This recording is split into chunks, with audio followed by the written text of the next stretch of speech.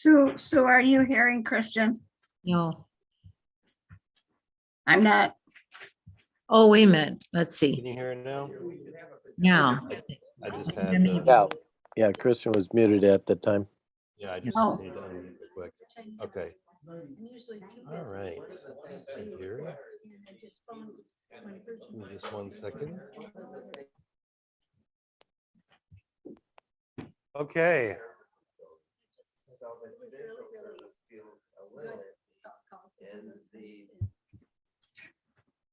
I want to call everybody back. And it was a timely thing, wasn't it? I think my, I don't know. Let's see here. Okay, And I like the comment. there we go. All right.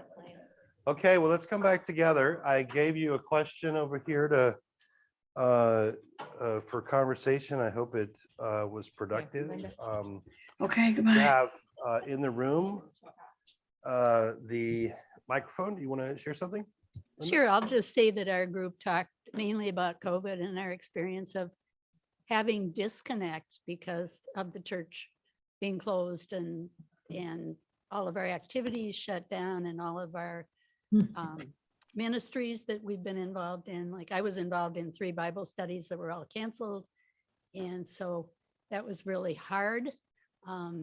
We talked about how we had to face loneliness and loss of ministries, and we became more introspective in our faith.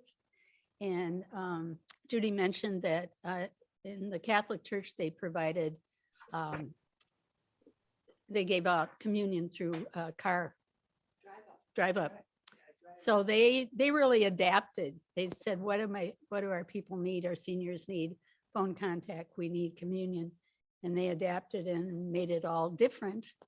And that seemed to work really well. And Don talked about the support that he has in reminding each other that God is going before us and knows everything that was going to happen and how we're just walking into what he already knew was going to happen over this period of time. So we had a very fruitful discussion. Good. Yeah, that's great. That sounds very full. Yeah. Peggy? No, no, I'm with them. Okay.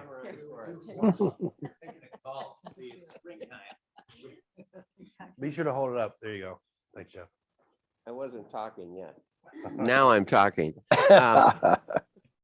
Well, we just talked about groups that we are part of, including this church, and subgroups of the church and how it makes us feel supported during tough times, that there are people around us who believe as we do and are rather to gather around. We talked about our faith upholding us and giving us a sense of commitment as things get tough. And the community, I said, makes you feel not alone, that it's hard to feel alone in difficult times. Yeah. Yeah, that's great. But we had a lively discussion as well. Good, And there Suzanne. were more people in church this Sunday in the traditional service than I've seen in a long time. And that was really good to know that. And oh, there were some glitches in it, but it was just wonderful. I mean, we just keep coming, and whatever they do, we love it. And we appreciate just kind of holding steady through this together. And Yeah. this is our church and this is our fellowship. And these are dear friends, longtime friends here that share our life and faith. And we have a koinonia group that's still meeting, here. So, just keep on keeping on and celebrate the staff holding things together, because it's not easy for you people. And so just know I that love we that. that's well, so know that we so appreciate you, and we depend on you to hold us together. And there were more people in church this Sunday, so it was better. A mask requirement, I don't really mind wearing them. It's just that I can't hear people Sure. because it muffles them too much. Right. I would say, if I don't want to hear you, I'll put my bad ear toward you. But if you see me do this, I want to hear you because this is my bad ear. But see with the Okay. mask, I'll keep that in mind when I'm talking to you. When Terry's like this, tuning me out.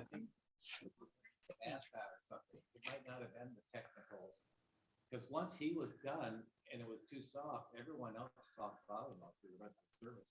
I didn't notice any glitches, and that's from doing it at home on the Zoom. Yeah, yeah.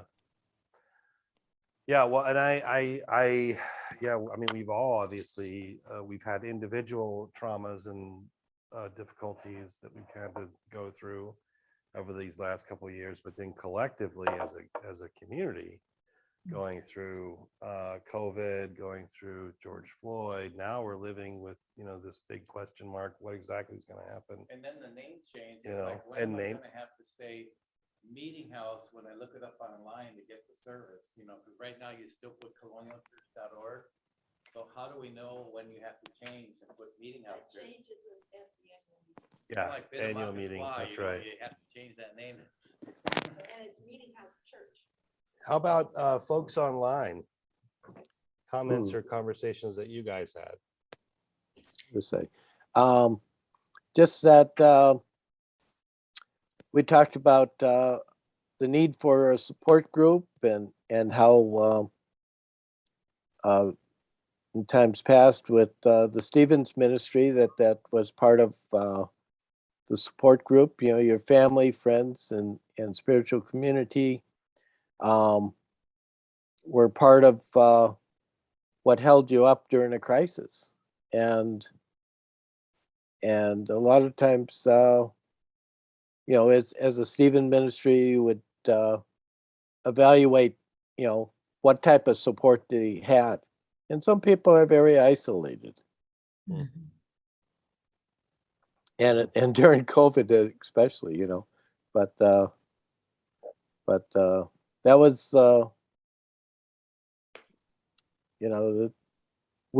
but the other thing was that in the scriptures we're promised to have hard times. Mhm. And Yeah. but that God would provide us with peace and be with us in the midst of it. Yeah, yeah. Thanks, Tom. Mhm. Anyone else? Sue, did you have a comment? Oh, just I think we have great gratitude for the support that the church provides. I mean, I have loved being able to access the church services, whether we're in town or out of town. And I think that's been very meaningful. To know that you're there is good. Yeah, I mean, for all the challenges that the online presents, like the hybrid component, some of that, and some of the technology stuff, I do feel like it was a lifeline in a lot of ways. Oh, for sure. Especially when we were in the thick of things with COVID. So, What if COVID had come before we had Zoom? oof. Would not have been good. 10 years ago. Yeah, no, that's right. It's absolutely, we would have been using a really bad version of like WebEx or something. I don't know. The other thing that I meant to say is that keeps me going is that God never gives you more than you can handle. Now, sometimes I think, okay, God, please, this is all I can handle. Don't give me any more. I was in, I want to say Bosnia, but I got the wrong. Ukraine. That's the wrong war. And had no place to live and an apartment completely bombed out. Well, that would be more than I can handle. That's why I'm not Ukrainian. But when I spilled the coffee, because my Alzheimer's made me not put the cup under the drip maker, because I had to go down and do something with the furnace. And when I came up, there was like a nice lake of coffee on the counter. And that made me think, uh-oh, one of those days, should I even come or even go out of the house? But then things kind of got better when I, woke up enough and cleaned it up. And Yeah, I'm glad you decided to come. Yeah. Well, let's move us more forward. than you can handle part Right. of God will never give you more, because some people can handle being like they are in Ukraine, better. I would probably go berserko. I And think there's a lot of people that I would that have the feel that way usual that are thing in where they Ukraine say, probably as well. Terry, will you just shut up about this? We can't do anything more. We've heard you 5 times, Well, let me move us forward. Can I get a volunteer who's willing to read our passage? Jeff, look at, you got the mic. You're all set up. Okay, how much do you want me to just read that? Yep. Then he said to them, how can they say that the Messiah is David's son? For David himself says in the book of Psalms, the Lord said to my Lord, sit at my right hand until I make your enemies your footstool. David thus calls him Lord, so how can he be his son? That's kind of convoluted. Okay, yeah. So we land, we kind of plop back down in the middle of something that's going on. So that's it's important for us to kind of pause here. I'd already kind of mentioned to you what essentially chapter 20 is about. And basically just before this material or this particular passage here are a series of attempts to trap Jesus. Right. So one of the things that we do get, I think, very interestingly in the Jerusalem section that you sort of get an inkling for, but not exactly as you're going through the travel log, the travel narrative with the Pharisees, is the sort of the craftiness really of Jesus's opponents, that they are and that they also are kind of thinking together, scheming together, plotting together, whatever you want to say. So they send people to Jesus to trap him, right? And one of the most famous, of course, of those, which is one that we talked about, I think, last time, which is the do you pay taxes to Caesar question. That's a big one. And then there was a more obscure debate that happens afterwards about the resurrection. And Jesus manages essentially to kind of divide the group with his response. And now we get this. So this is kind of, that's sort of the flow of the text. Now it does seem a little bit problematic in the sense that it just kind of appears out of nowhere. If you're kind of reading through this section, all of a sudden you're like, why is this question come up? But there are a couple of things I think that kind of help to fit in. One is that this question about Jesus being David's son, this makes a lot of sense in the city of kings, number one, which is what Jerusalem would be understood as. We've already had a triumphal entry, and we've had earlier, acclamations of Jesus as David's son. So it fits in sort of with a broader sort of theme, even though it kind of comes out of nowhere in a way, in terms of the way that the narrative flows. I do think it makes sense, and I'm going to make the argument in just 1 second here, that basically they've been coming at Jesus, and now Jesus turns the tables and he starts to ask the questions, right? So I think that's kind of a good way of thinking about what's happening here. So if you see this it starts right here in verse 41. Then he said to them, how can they say that the Messiah is David's son? So he basically grabs the initiative in a series of interjections or interconnection. I don't know if they're interconnections, they're conversations, I suppose, and takes hold of the reins. Yeah, go ahead. Oh.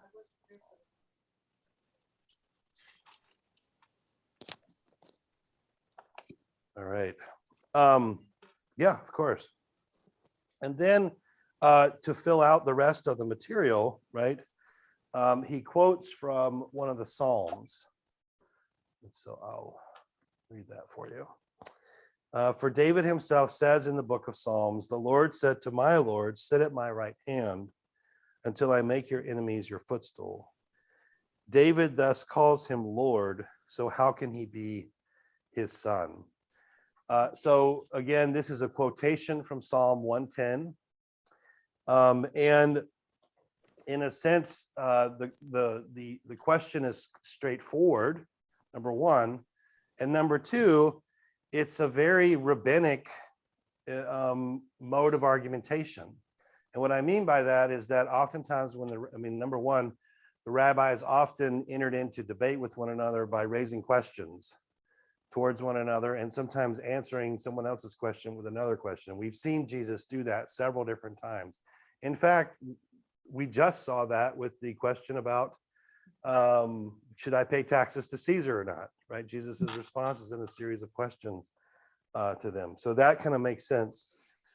The other, though, is the idea of utilizing the grammar, right? And we just saw that in the scene that follows, actually, the argument about paying taxes to Caesar, where Jesus is responding about the question of the resurrection, right? Is there a resurrection or not? And the folks who are trying to trap him have set up a kind of absurd situation, which they think then would disqualify belief in the resurrection. And Jesus responds by basically quoting from Exodus chapter 3, which is one of the most important chapters actually in the Torah, because this is where God reveals God's name to Moses, right? This is in chapter 3 at the burning bush.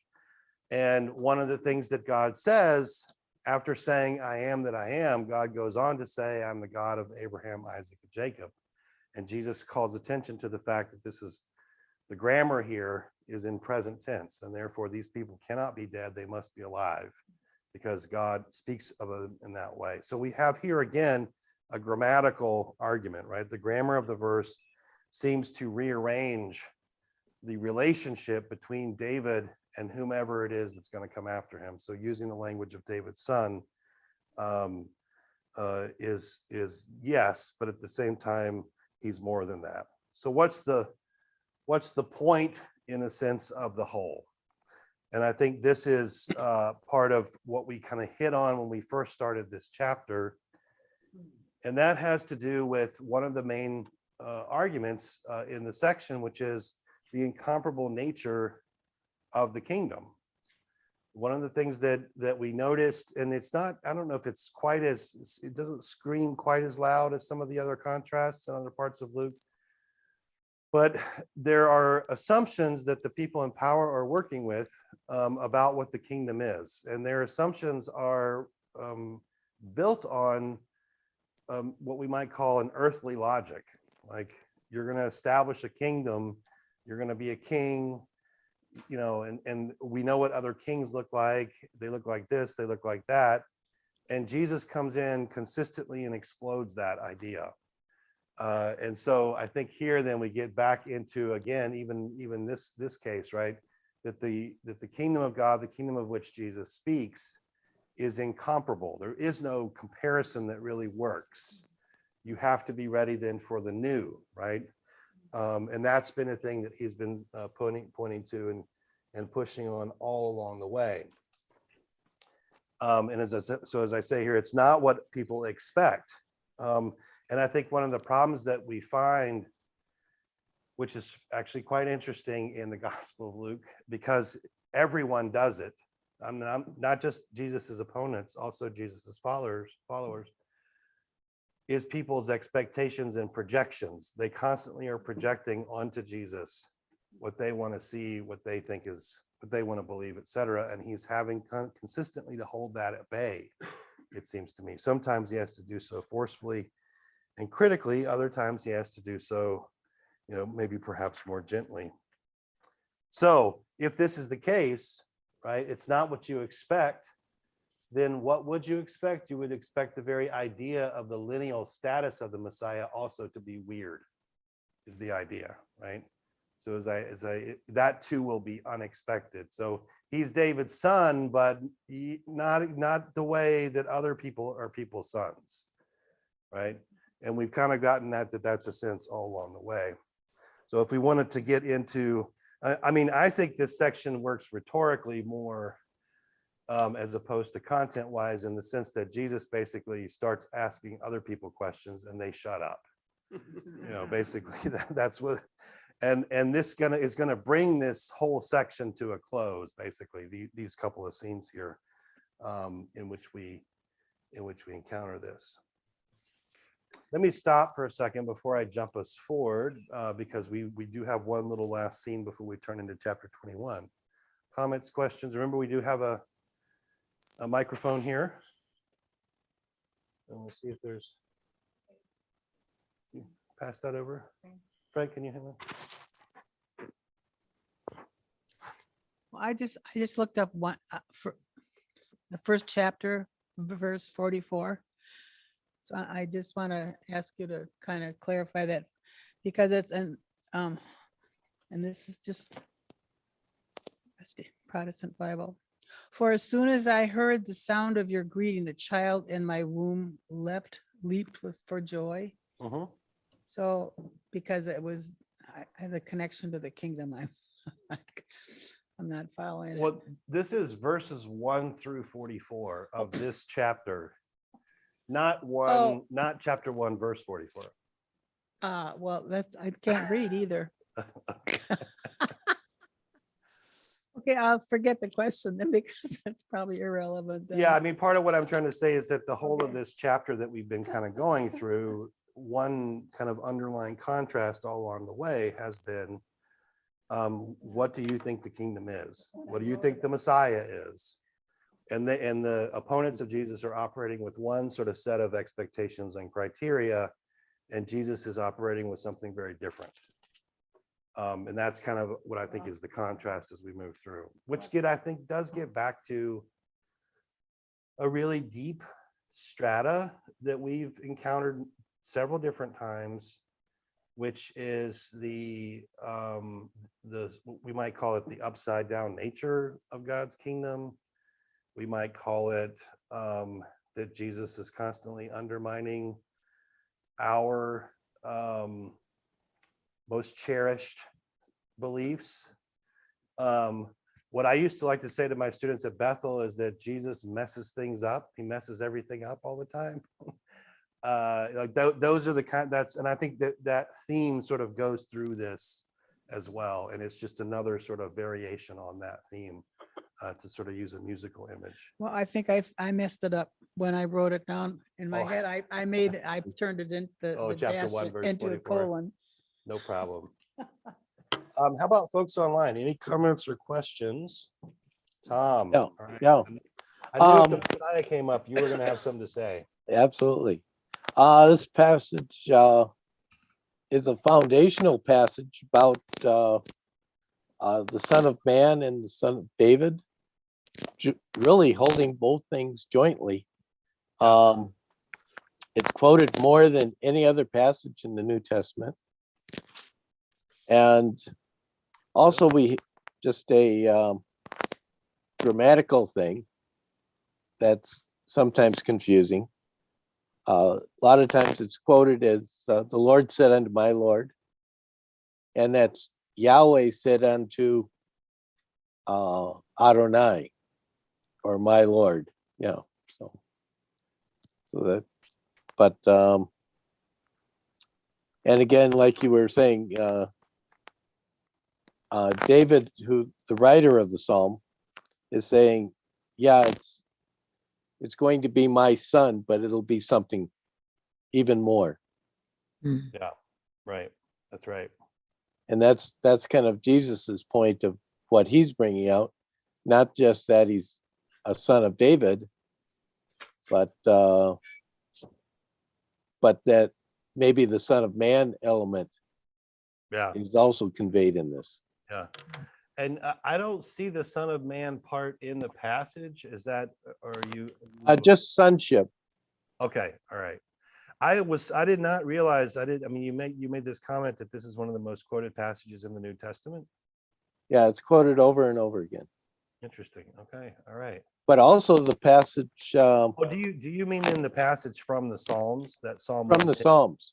Okay. All right. That makes sense. Yeah. And the whole element of sitting at my right hand until I make my enemies thy footstool. Yep. Is brought up in Colossians 3. It's totally. It's all an enthronement. It's very much a kingdom passage. That's right. That's right. Thank you for that. Any other comments from folks online?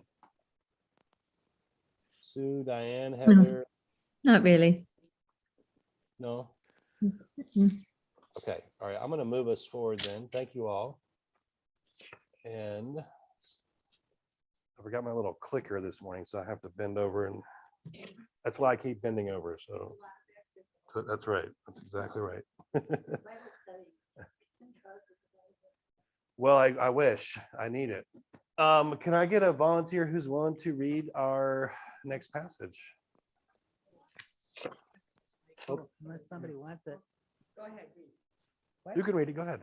Well, I hope I can, my eyes, I can read properly. Okay.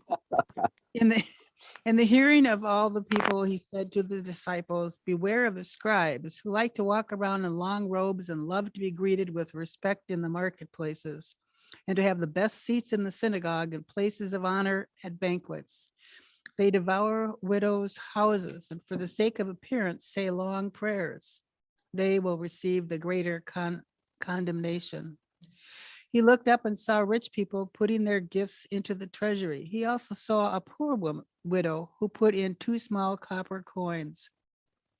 He said, truly, I tell you, this poor widow has put in more than all of them, for all of them have contributed out of their abundance, but she, out of her poverty, has put in all she had to live on.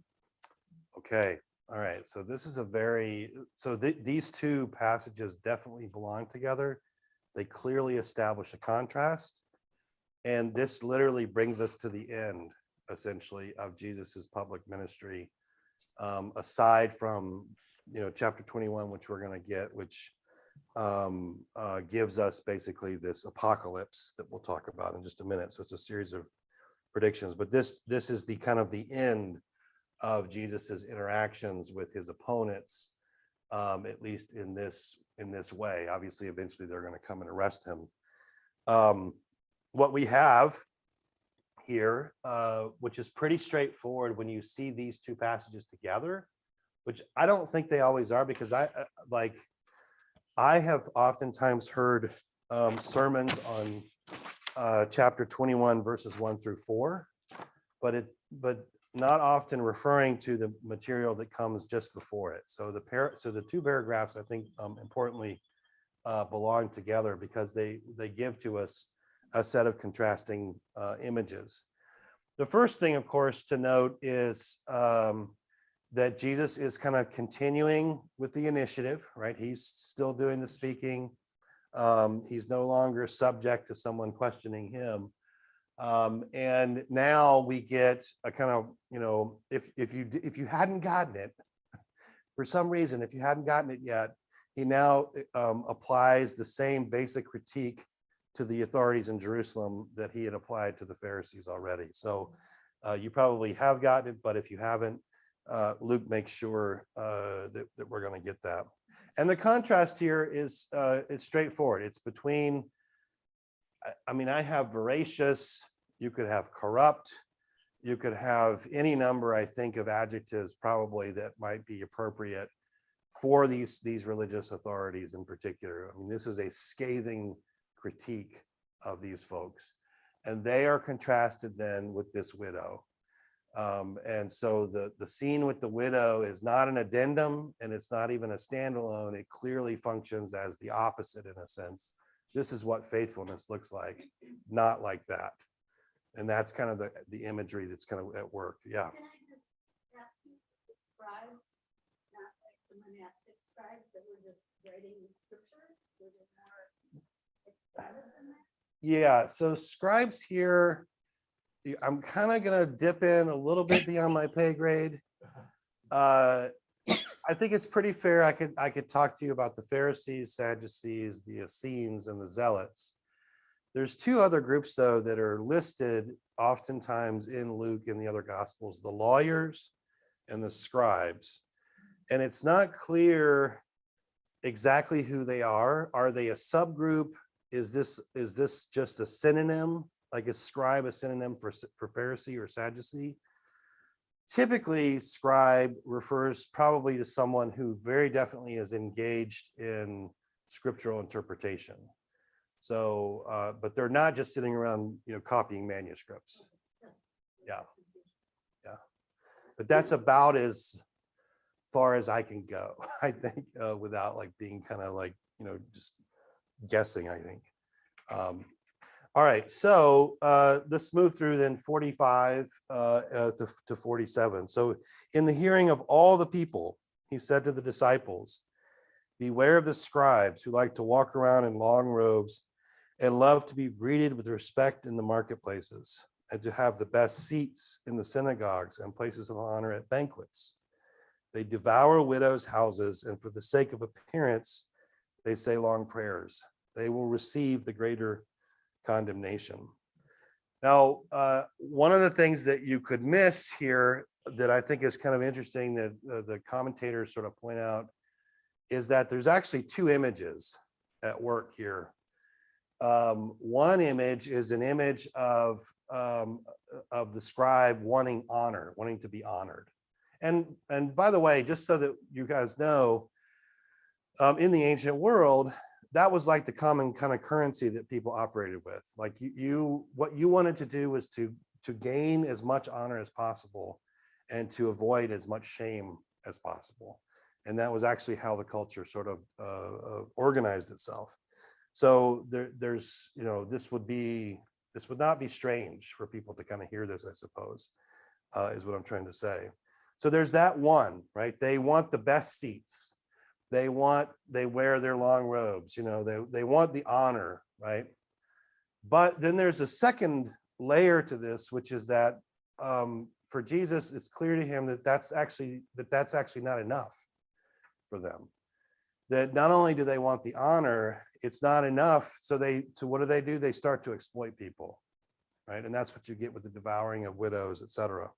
So the first image then is sort of maybe we might call the surface image, which is, right, beware the scribes who like to walk around in long robes, love to be greeted with respect in the marketplaces, and to have the best seats in the synagogues and places of honor at banquets. Those are all, by the way, social, like these are all social cues about honor and who is to be most respected, etc. And that would be bad, but that's not enough for them. And this is part of the reason why this contrasting image is so strong and powerful, because then it moves into verse 47, right? But that's not enough, right? It's in a sense, they go further. They devour widows' houses, and for the sake of appearance, they say their long prayers.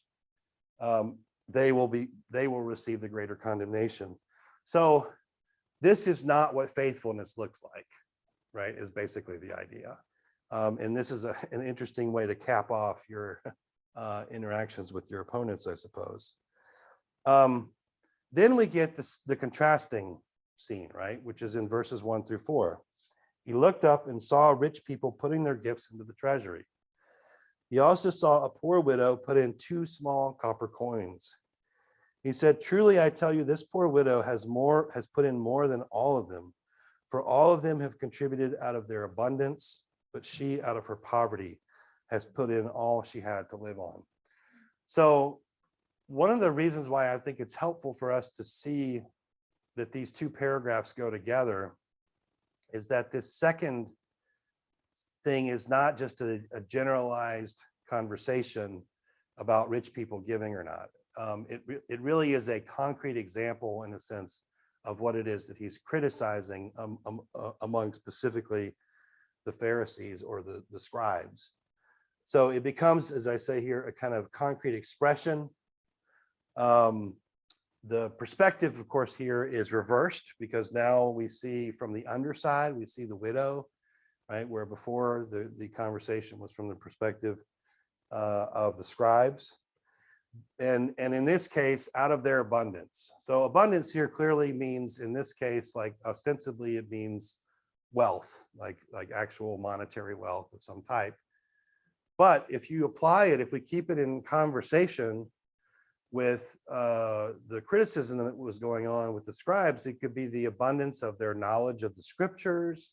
It could be the abundance of their knowledge of the tradition. It could, so abundance can have a lot of different things. So out of their abundance, supposedly they give something, but actually, in a sense, if we read it again, they wind up giving abuse, exploitation, and hypocrisy. That's what they are dishing out. And that is a theme that we have seen again and again throughout the Gospel of Luke, that the Pharisees are leaders of the people and they despise the people.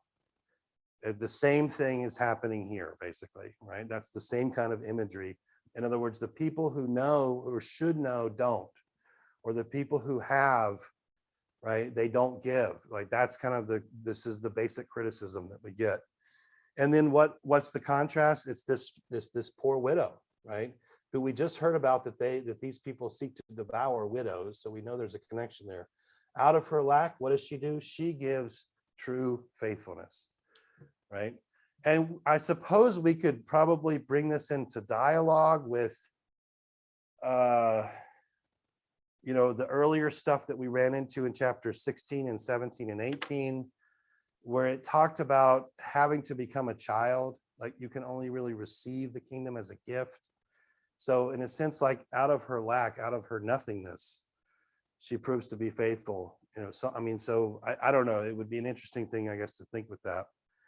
The last comment then is that I have here was an observation made actually by a commentator. So I'm including that here, that there's a kind of implied criticism that if this woman has given everything that she has to live on, then there's something wrong with the social reality that she lives in. And that in and of itself is a criticism of the wealthy, the powerful, and the scribes, the people, again, who are supposed to be watching over the health of the community, have failed. And that's why you have scribes and liars and Sadducees, et cetera. You don't just have it because people deserve something. You have that in a sense for the good health of the people. And if they're not caring for the people, there's a real problem. So that was, I thought, an interesting observation, and I wanted to share that with you. Yeah, so let me stop for a second. We have comments, questions. Go ahead. I was going to say how difficult it would be I'm the widow, to want to worship God by bringing my tithe when the whole structure that is actually getting those coins is completely corrupt. Yes, So that's absolutely right. And so how would I separate wanting to worship God from seeing the structure? It'd be kind of like giving to a televangelist that is They're going to in spend a that money limo on an with- airplane or yeah, something. yeah, on his Right. airplane with his limo and his $10 million house, and to be hooked into that. Yeah, I mean, you either have to, and obviously, I mean, we live in a different world where you could go somewhere else, theoretically, but it's almost like you have to either give into it and believe that's the way it's supposed to be, or you find other ways. And so in this case, this woman has somehow found another way to be faithful, but it's something that really costs her in a profound sense. Yeah. I was just gonna say, one of my earliest memories of Colonial was when we were meeting in Wooddale School before the first building was built. And there was a Christmas play called Why the Chimes Rang. And it's this scripture that all the people were giving out of their abundance. And then this poor widow comes and gives all she can. And then the chimes ring at Christmas. Oh, wow. I still have that memory. It's That's interesting. Yeah. yeah. Yeah. And I mean, I'm pretty certain that I have heard sermons on that scene, but oftentimes it doesn't include the other one, the contrast. And when you include the contrast, it does pop even more, it seems like, and you get really like, this is why Jesus said this. Comments online. Let's see. I think Tom, hold on for a second there, Tom. Go ahead. Okay. Hey, Tom, your microphone keeps going over the zipper on your thing, and it's making it's kind of crackling. Oh. You're pouring the milk on the Rice Krispies. Yeah, and yeah. you really should- It does have a Rice Krispie kind of sound to it. So Is that better? that's better. Yeah. Okay.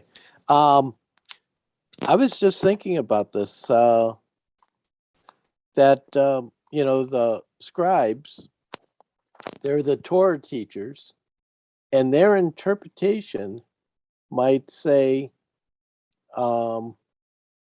that the widow is required to give up the property, and thus swallowing up the widow's homes. Wait, say a little bit more about that. I this is intriguing. Well, I was just thinking, if a widow can't own property, then they would be the ones maybe enforcing that they give up their homes, thus swallowing up their homes. And so actually the scene of her submitting her offering is in fact a scene of being exploited. Yeah. Wow, Yeah. I hadn't even thought about that. That's a very interesting. So basically the idea is like what Tom is proposing here is that this might actually be a scene where this widow, who according to Torah is not supposed to hold property, is now coming forward to offer that as an offering and thereby to be faithful, but that she's basically, going to be Almost. completely destitute, right? Mhm. And that in and of itself is wrong. That's what's wrong. That's interesting. I like that, Tom. Yeah. Sue, did you have a comment? No, I think that's very insightful. I didn't think of that. Yeah, I hadn't either. That's a very interesting, I think, perspective on that. Yeah. And something wrong with the law Mhm. that a widow can't hold property. Who made that? But I think that might be the part of the interpreting. Right. Oh, And that's what the scribes would be developing. They would be responsible for the specific interpretation, which would lead the widow to believe that she had to turn in that property. Yeah. mhm. Yeah. Boy, that gives even more of a little twist to that, a little bit more of a wrinkle. Before Social Security was available to all, talking as recently as 1960, if you were self-employed, you didn't get it. My grandpa was 59 and it was 1956 when he died. No Social Security. There's my widowed grandma who's never worked because she was a housewife raising my parents. The only way she could stay in that old farmhouse without being evicted or being penniless was, thank goodness grandpa had life insurance. But then after 1960, you Can't hear him.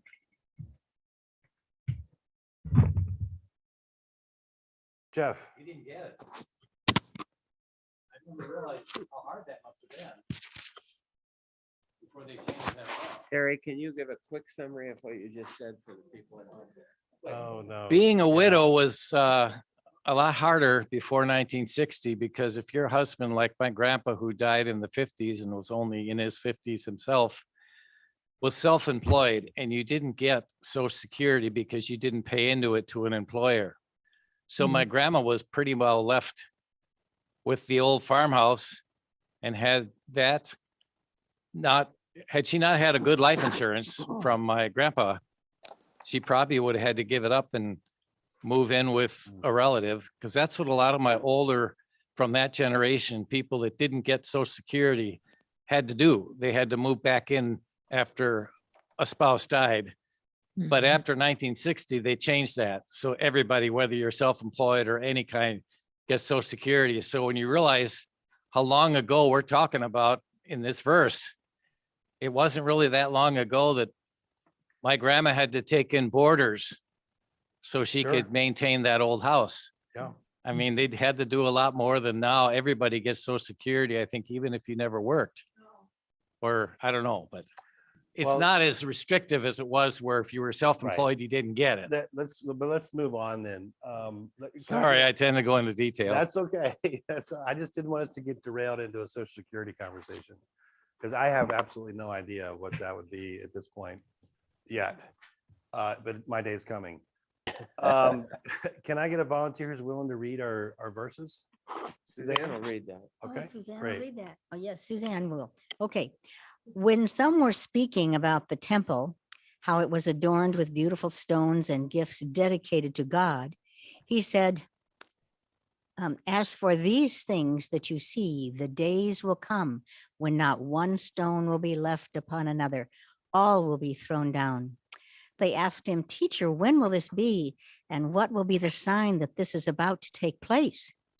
And he said, beware that you are not led astray, for many will come in my name and say, I am he, and the time is near. Do not go after them. When you hear of wars and insurrections, do not be terrified, for these things must take place first, but the end will not follow immediately.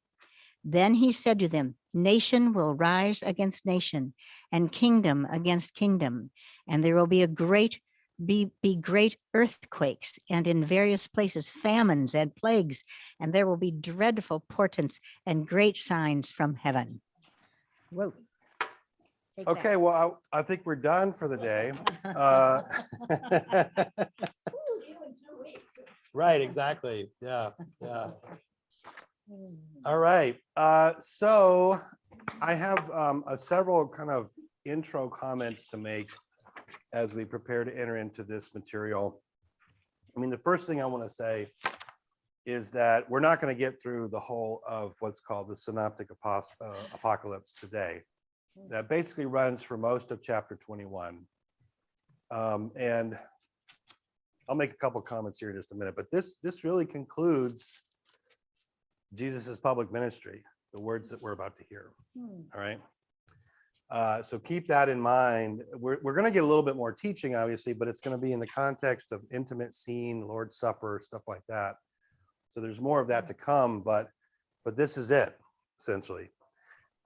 There are parallels here. This is called the Synoptic Apocalypse. The Synoptic refers to Matthew, Mark, and Luke, those three gospels. And they're basically similar structure. I will point out some peculiarities in the Lucan version in just a minute. One of the things, though, that I think is worth pondering is why does this appear where it appears in the story of Jesus? And it's in both cases, in chapter 24 and in Matthew, and in chapter 13 in Mark. It's pretty much right before the Passion story. So why is it that Jesus's ministry ends, in a sense, with this conversation? I think there's several reasons, and I'll highlight a couple of these particularly today. I personally think the biggest reason, from my perspective, is that what Jesus himself is about to undergo is something like an apocalyptic trial. Like what is going to happen to him, his arrest, false charges, beatings, dehumanization, and then crucifixion. This is basically an apocalypse. It's an apocalyptic thing, and it is that in a lot of different ways. And this is another kind of thing that I'll talk about in just a minute. But an apocalypse essentially is something that reveals something, and one of the main things that it reveals is the end. Your end and my end, or the limit. We can also even use that language, our limitation. So when we meet God, it's an apocalyptic meeting, because the first thing we realize is we are not God, right? That we meet our limit, we meet our end, in a sense, in that way.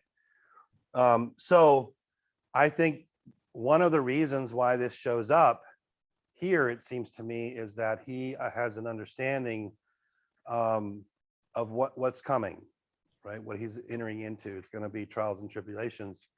And I think Luke's telling in particular does kind of bear some of this out, it seems to me. So I'll talk a little bit about some of that. So first of all, then, what is an apocalypse? It's really, in the case of this chapter, we're using this in reference to a certain kind of genre of literature, probably starting about 250 BC, 200 BC. A new sort of genre of literature starts to be produced, particularly in Jewish circles. There's some antecedents of that in like the book of Ezekiel and some sections in Isaiah, but you start getting these texts like 2nd Enoch and 2nd, 3rd Baruch, and texts, the book of Jubilees. All these would be then apocalyptic texts, and they become quite important. In fact, this is the place, those texts, and it's a pretty diverse genre. They are the ones that really talk a lot about the Son of Man. So all the Jesus's most favorite title, in some sense, has been kind of refracted through. It comes, of course, out of Daniel, but it's been refracted through that material. So there's a great amount of diversity, and they are typically concerned with impending cataclysmic events. And I think this is where we see, obviously, we're going to see a kind of connection point to what we're getting ready to read. They're also highly symbolic. And I think that this needs also to be kept in mind when we read this text, because I think when you start to read this text, you might immediately be like, I'm supposed to read this literally. And I think we want to be careful. I'm not saying that you shouldn't read certain parts of it literally or not, whatever, but I think you have to be careful because the genre of apocalypse is a highly symbolic, rhetorical genre. So we want to keep that in mind. What's peculiar about Luke? Well, I mean, first of all, Luke, as it says here, follows much of what you find in Mark and Matthew, but some of the more like decidedly apocalyptic language, like time of like these kind of obscure terms that you find in I think it's Matthew and Luke, for something like the desolation, like the sacrilege of desolation or whatever, in which you're like, you don't know exactly what that means, but it might mean something. That's not in Luke. So Luke removes some of the more kind of outlandish stuff that we might not know exactly what to do with. And therefore it gives a flavor, I would suggest, this passage in particular, that the focus really is more on events that are impending, either in about Jesus is about to go through, or what Jerusalem itself has already gone through. And we want to remember this again, Luke is probably written in the 80s. So the community has gone through to a certain extent some of the events that Jesus is about to describe. So with that being said, if it's not sort of like, here's a text being produced in the year, 80, 85 or something, that's trying to predict something that's going to happen to Jerusalem in the future, because it's really not, it's really in the past. So what really is the purpose? And I would suggest to you that the main purpose of this entire chapter is what in some ways, what was inspired by, it inspired my opening question, which is, how do we live faithfully in difficult times? How do you live faithfully if impending bad events are going to happen, whatever they are, whether we're talking about the trial of Jesus, or we're talking about something cataclysmic like the destruction of Jerusalem, or or the Ukrainian war, or what I mean, whatever you want to put in there, how should you live? All right. When was the temple destroyed? The temple is destroyed in 70. And then Jerusalem eventually is completely wiped out in 130. So But the temple had been destroyed by the time this book was written. yes, that's the general consensus. That's right. Isn't John written after the destruction, but then the other gospels were all written before? No, Or This I was think written pretty after. much the only one that might have been written before is Mark. And remember, Mark would have contained some of this material. So it doesn't have to diffuse the idea that Jesus is predicting something, which I think is the case. But for Luke to reproduce it in a new setting then raises a different kind of question. And I think that helps us understand the way that Luke slightly alters things and what his purpose is. And what I think his real purpose is this, is how do we live in difficult times? And so I'm going to point to the specific, there's two sets of passages that I think are especially important. Now, if you look at the structure, this is kind of just a helpful, I hope it's helpful. Verses 5 through 11 has to do with the destruction of the temple. And then verses 12 through 19, how to live in difficult times. Then we have the fall of Jerusalem. And then we have sort of some obscure kind of comments about the days of the Son of Man, right? So that's sort of the structure of these. And so in a sense, like I think I've said, I don't know if I say it here, if I say it somewhere else, I say it on the next page, actually. This is kind of a mashup of different bad things, essentially, that are going to happen. And then if you take them all together, I think you walk away with, well, bad things happen in life. So, and sometimes they're absolutely cataclysmic. So how do we live? How do we prepare ourselves? How do we live in light of that, essentially? And I think that's where Luke is kind of coming from as he's shaping this. Couple more comments and then I'll stop before I jump into the actual verses. So there's a 4-part structure in terms of I gave you the structure before, but in terms of the temporality, you have the experience of persecution, the destruction of the city, and then the days of the Son of Man. And there's a simple, like I mentioned before, a mashup of these things. And a lot of this is actually stuff I've already kind of mentioned, right? But to me, this is the most important point. And I think what helps you get through a pretty difficult passage. And I can tell you, as someone who's supposed to teach it, I was not excited to find, to come upon it, because I was like, what am I supposed to do with this? But once you kind of put your finger on it, well, then you kind of, okay, I can kind of see what's at really at issue here. Okay, so let me stop there for just a second and see before I jump in and kind of get into the actual verses. Are there any questions before we start? Comments for preceding?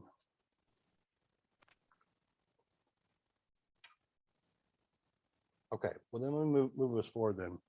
All right. So starting in verse 5, when some were speaking about the temple, how it was adorned with beautiful stones and gifts dedicated to God, he said, as for these things that you see, the days will come when not one stone will be left upon another. All will be thrown down. Now, obviously, this is a reference to the destruction of the temple. All right, that is the first prediction that we're dealing with here. And there are a couple of observations that I pulled out that I thought were interesting from the commentators. One of them is that you will find other examples of great prophets or teachers standing in a renowned place predicting its destruction. So this scene, in a sense, is not unique to the Gospels. It's actually something that you can find in other places in both the Greek and the Jewish world. Jesus, of course, has already, we want to be reminded, already described the temple in a sense as a den of robbers and thieves. So another judgment theme, I don't think should really surprise us that much, because there's some things that have to happen. Even though I think that maybe there's some wrinkle in there with Jesus's death itself is what cleanses the temple. And of course, in this opening 2 verses, there's a really sharp contrast that actually probably fits in with some of what we've heard before, which is, are we seeing correctly? And you could apply this, I think, in different places. Are we looking only at the surface of things? Are we looking with the right eyes? Because these people are looking at the temple and admiring how beautiful and amazing and wonderful it is, and surely it will last forever. And Jesus's argument is that you don't see the deeper inner heart, which is that this place is going to be judged, right? And I think, why is it going to be judged? Well, we've already seen all the reasons why. And the very last scene gives us, the final example, right?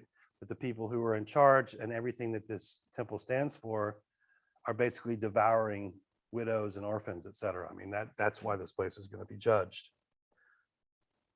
Then this prediction, of course, which would be shocking, and it's not clear exactly who here is like talking to Jesus and mentioning and noticing, because I think in the other synoptics it's different groups. Like I think one it's like the disciples. This is a more anonymous one, but it elicits a question, right? So starting in verse 7 and going into verse 8, they asked him, "Teacher, when will this be? And what will be the sign that this is about to take place?" And he said, "Beware that you are not led astray, for many will come in my name and say, 'I am he,' and the time is near. Do not go after them." I think this is a really, to me, this is a really, really important place, because in the Christian world, quote unquote, we get obsessed sometimes with the end times, right? And I'm sure right now, there's conversations going on. In fact, I think there are conversations going on in certain pockets of the Christian family, that the Ukraine war, right, that this is the end of all things. This is it. We're finally there. Gog and Magog, and Armageddon's going to happen, and et cetera, et cetera. And I think this is probably partly a human response to some of that. But Jesus's answer here is it almost undermines that entire posture of thinking about the future, and it raises a different question. So they asked Jesus a question: how will we know, and when will this happen? And Jesus almost says, you can't know exactly how or when it's going to happen, but what you can know is that you need to turn to me and you need to rely on God. And that's kind of the answer. That's where we're going starting in verse 12. That's why verse 12 to 18, I think, is so important. Like, let's short circuit all the kind of getting freaked out and worried and anxious about these things and attend to the thing that really matters, which is loving God and loving our neighbor, right? Everyone in this Following world Jesus. should remember those yellow and black signs with triangles that used to say fallout shelter in City Hall, a museum, or a courthouse, or a school 50, 60 years ago. And that was kind of scary just to see one of those, knowing that, yeah, an atomic bomb might just come. So that was kind of, Yeah. that long You're ago, okay if we you were couldn't afraid. if you couldn't get to a fallout shelter, you could always kneel under your desk.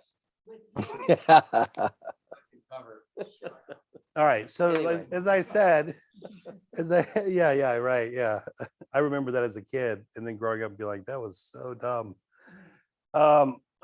Yeah. So Jesus's prediction of the destruction of the temple, it does raise an understandable question, but ultimately, from Jesus's perspective, the wrong question, right?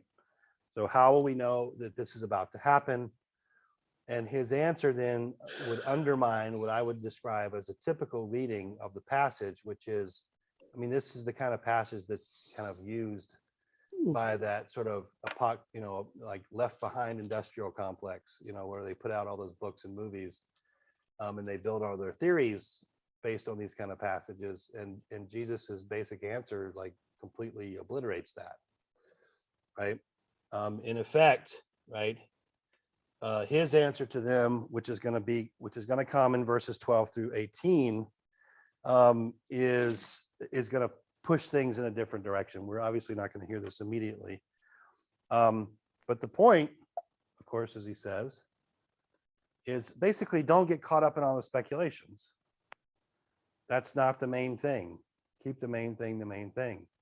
And that main thing is that if you do go through trials, God is going to be with you, right? Turn to Jesus. Essentially, it's the turn to me that we hear before and have heard before. And how is that? He says, don't go after them, right? When they say, I am he, the time is near, etc. So starting then in verse 9 through 11, now we start to get kind of almost expanded with a little bit of the Son of Man, really apocalypse, really end time sounding kind of stuff, when it says, when you hear of wars and insurrections, do not be terrified. Think about that just for today. It is. Read the next sentence though. Right. For these things must take place first, but the end will not follow immediately. Right? You don't have to be. Eugene Peterson says this is routine history. Right. Things come and go. That's right. That's right. Then he said to them, nation will rise against nation and kingdom against kingdom. There will be great earthquakes and in various places famines and plagues. And there will be dreadful portents and signs from heaven. Now, if I could go into verse 12, it would say, but before all this occurs, they will arrest you and persecute you. And it's really in that section starting in verse 12, where you get the real answer to the question that they posed to him. When will this happen? And in which he says, don't worry about that. Worry about, or maybe even not worry, just decide to follow after. right? That will get you through essentially. So in verse 9, right, the end will not follow immediately. As I mentioned, one of the most important clauses, because discerning the final end is almost beside the point. The real point is what we've heard throughout this entire gospel. The real point is to turn to Jesus, to follow after him, to trust in him, right? That's the point. Not all these other things. So, and I mentioned in terms of these, this is just an observation for you. When you see in verses 9, 10, 11, you see an entwining of social, environmental, and economic or cosmic, realms. So the social realm, which would be the politics, nations rising against nations, the environmental, plagues, famines, earthquakes, and then the cosmic, right? Signs in heaven, etc. Well, this is kind of the way that people thought about the world. They thought that all these things were interconnected. And so it particularly, you get this really strongly in the Roman discourse about itself, that if a natural disaster happens, it's surely a sign that something is wrong in our social life together. And if something happens in our social life, like if there's a revolt or there's an assassination of the emperor, we can expect some kind of major natural disaster, because these things are bound together. And so part of the way that the Romans thought about themselves and their task in the world was precisely to live an ordered social life so that you quelled the natural disasters from breaking out, and you kept kind of heaven, earth, and human society in some sort of an equilibrium. Well, of course we know that that's, human beings and their actions don't operate that way, but that was the way they saw the world, right? Yeah. That's kind And of like some Baptist friends I know.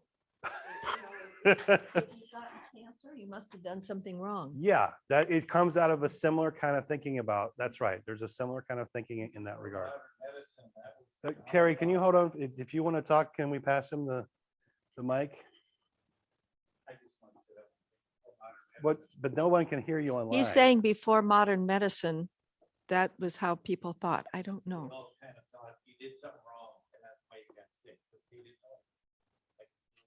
Right. Okay. Right. Well, we're right at 11:30. I was concerned that I had, didn't have enough material, but that's, we always have good conversations. That's true. That's right. We're almost there. We're getting there. Let me see if there are any comments before I stop us from folks online. This was so interesting. Nicely done. Did you find it helpful? I hope. Anyone online? There we go. Yeah, just one final thought. Luke is thought to be associated with Paul, and Paul brings out in 1 Corinthians that we are being built up as a spiritual temple, individually and corporately. Yeah. And this was all before the physical temple was destroyed. Right. But so I'm just wondering if some of that worked itself into this. Well, in the sense that there's a kind of assumption in the Christian world, Christian community, that they're going to be whatever they're going to be without a temple. Is that what you mean? Yeah. That they'll be that they carry the temple with them. Yeah. Okay. Yeah. I'm going to repeat that in the room. So Tom pointed out, the earliest texts that we have in the New Testament are written by Paul, and that I think it's 1st or 2nd Corinthians, Paul talks about that God is building us up into a spiritual temple. And those texts are written certainly before the temple itself is destroyed. And so he was just raising the question. I wonder if that perspective is also at play here, that essentially there's already an understanding, and that Jesus himself is kind of talking about the Christian community, whatever it's going to be what it is without a temple, that they're going to become the new temple. And so I think that's another very viable layer. Thanks, Tom. Well, let me say a quick prayer out, and we will remember we're going to be taking next week off, and so we'll be back in April, and I look forward to seeing everybody then. So let me pray for us.